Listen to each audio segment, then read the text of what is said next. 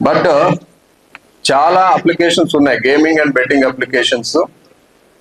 Play స్టోర్లోకి వెళ్ళినా, Apple స్టోర్లోకి వెళ్ళినా hundreds and thousands of apps ఉన్నాయి వీటికి సంబంధించి. ఇవి బాగానే ఉంటాయి, టైంపాస్ బాగానే ఉంటుంది. బట్ ఎప్పుడైతే మనం డబ్బులు పెట్టి ఆడటం స్టార్ట్ చేస్తామో అదొక ఎడిక్షన్ అవుతుంది.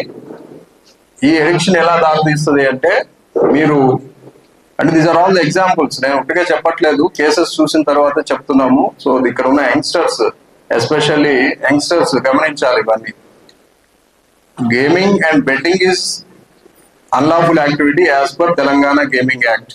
Online gaming betting is prohibited. అది ఆడినా కానీ మీకు లీగల్ యాక్షన్ ఉంటుంది, ఆడించినా లీగల్ యాక్షన్ ఉంటుంది, ప్రమోట్ చేసినా లీగల్ యాక్షన్ ఉంటుంది. కాబట్టి online gaming betting special for money, మామూలుగా వితౌట్ మనీ ఉంటే మీరు ఆడుకోండి, ప్రాబ్లం లేదు, మీ టైం వేస్ట్ అవుతుంది, that is up to you. But when it comes to you play it for money, be careful.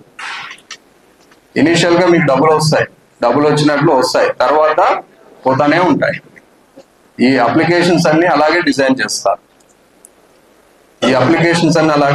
చేస్తారు. వీటికి పెద్ద కాల్ సెంటర్స్ కూడా రన్ చేస్తున్నారు దుబాయ్లో. ఆ కాల్ సెంటర్స్ నుండి ఆడేవాళ్ళకి, అంటే ఎవరైతే ప్లే చేస్తుంటారో వాళ్ళకి కాల్స్ కూడా వస్తుంటాయి. మీరు ఈ గేమ్ ఆడండి, ఆ గేమ్ ఆడండి, ఈ టైంలో ఆడితే మీకు డబ్బులు వస్తాయి, ఆ టైంలో ఆడితే మీకు డబ్బులు వస్తాయి అని ఇంకా వాళ్ళు మీకు లేనిపోయినవన్నీ చెప్పి they are making you to play and invest more money in that. So this is what happening. Recently we arrested 4 persons who are supplying SIM cards to the call centers in the Dubai. అర్థమైందా? కాబట్టి వీటికి దూరంగా ఉండండి. Online gaming and betting for money is very dangerous.